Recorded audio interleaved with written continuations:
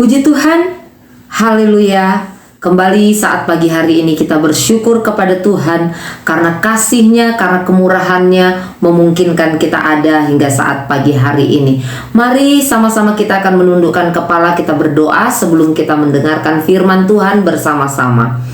Engkau Allah yang baik, Allah yang luar biasa. Kami bersyukur kepadamu karena kebaikan-Mu sungguh nyata di dalam setiap kehidupan kami. Kami bersyukur buat kekuatan, buat kesehatan, buat nafas yang Tuhan anugerahkan bagi kehidupan kami. Saat ini Tuhan, kami mau buka hati buat firman-Mu. Mari Engkau Allah sendiri yang bekerja berkarya lewat firman-Mu, sehingga firman Allah tidak berlalu dengan sia-sia. Ampuni ya Tuhan setiap salah dan dosa kami. Di dalam nama Tuhan Yesus kami berdoa dan mengucap syukur. Haleluya. Amin.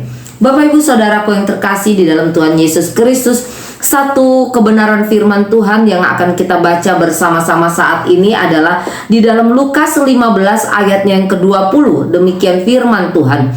Maka bangkitlah ia dan pergi kepada bapaknya.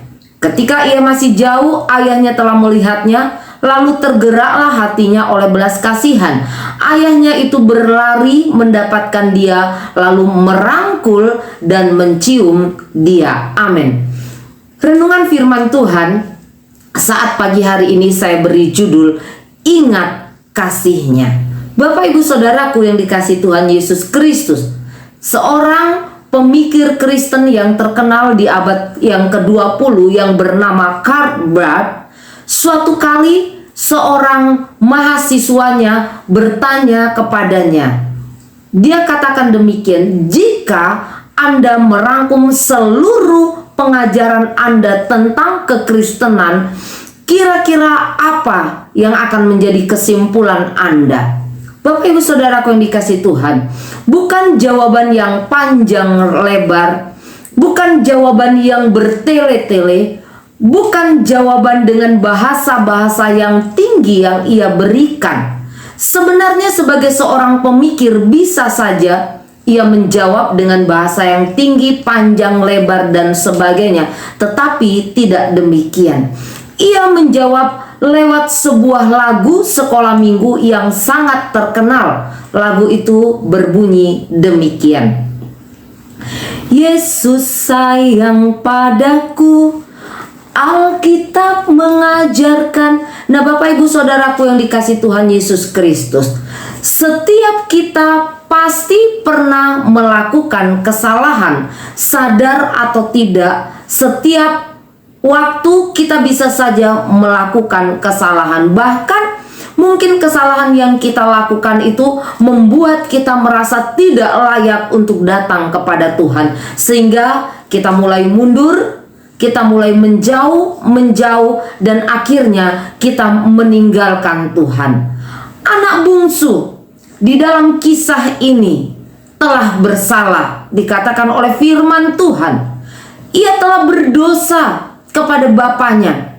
Ia telah menyalahgunakan setiap berkat yang sudah bapaknya percayakan kepadanya. Untuk apa? Untuk berfoya-foya, untuk menyenangkan, untuk memuaskan keinginan dagingnya, sehingga ia sampai pada satu titik di mana ia tidak lagi mempunyai apa-apa. Ia tidak lagi dapat berbuat apa-apa, dan dia ada di posisi sangat jauh dari rumah bapaknya. Namun di dalam kondisi seperti itu, ia mulai ingat akan rumah bapaknya. Ia mulai ingat akan cinta bapaknya, kasih bapaknya, sehingga hal itulah yang membuat anak bungsu ini pulang kembali ke rumah bapaknya. Apakah bapaknya menolak dia? Tidak. Justru bapa menyambut anak bungsu ini dengan sukacita, dengan kasihnya, dengan pesta. Sebagai apa? Sebagai ungkapan syukurnya karena anak bungsunya sudah kembali. Anaknya yang hilang sudah kembali. Bapak Ibu Saudara yang dikasihi Tuhan, mungkin hari-hari ini kita merasa sudah sangat-sangat jauh melangkah meninggalkan Tuhan.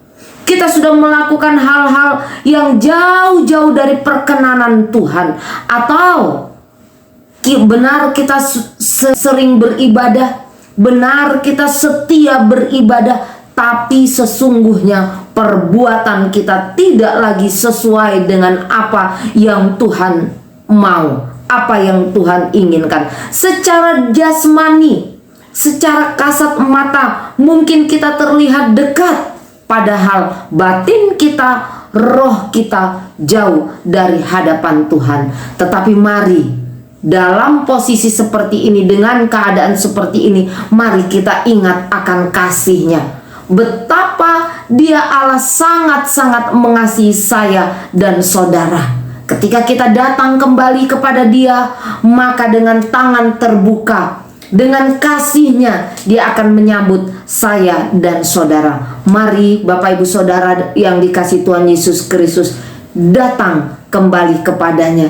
Cintanya, kasih-Nya untuk saya dan saudara sangat-sangatlah besar.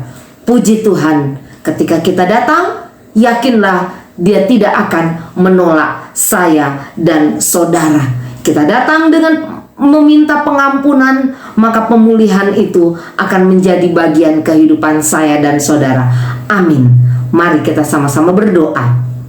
Bapa yang baik, terima kasih buat kasih-Mu yang heran, buat cinta-Mu yang besar bagi kehidupan kami.